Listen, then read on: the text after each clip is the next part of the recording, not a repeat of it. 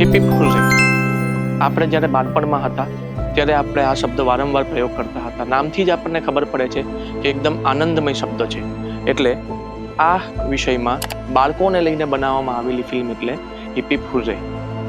આમાં સ્ટોરી લાઇનમાં જોવા જશો તો સ્કૂલની જ સ્ટોરી છે અને બાળકોને આજુબાજુમાં રાખીને બનાવેલા સ્ટોરી છે.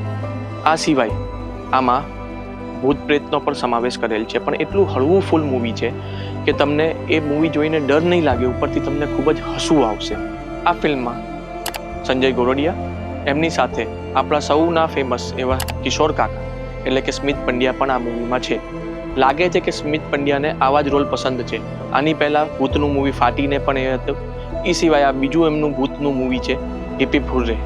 પરંતુ આ પહેલા મૂવી કરતાં તદ્દન અલગ છે, કારણ કે આમાં બીક નથી લાગતી, ઉપરથી આપણને હસીને લોટપોટ કરાવી દે એવું સુંદર મજાનું મૂવી છે હિપ હિપ હુર્રે. ઝીણકા ઝીણકા છોકરાઓ જોડે મજૂરીઓ કરાવડાવે. એનો બાપો હરામખોર કામચોર ક્યાંય ઢીચીને પડ્યો હશે.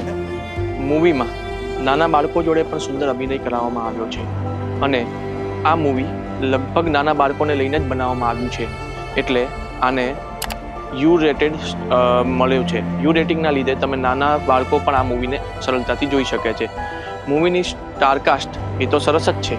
આ સિવાય મૂવીના સોંગ બહુ સરસ છે.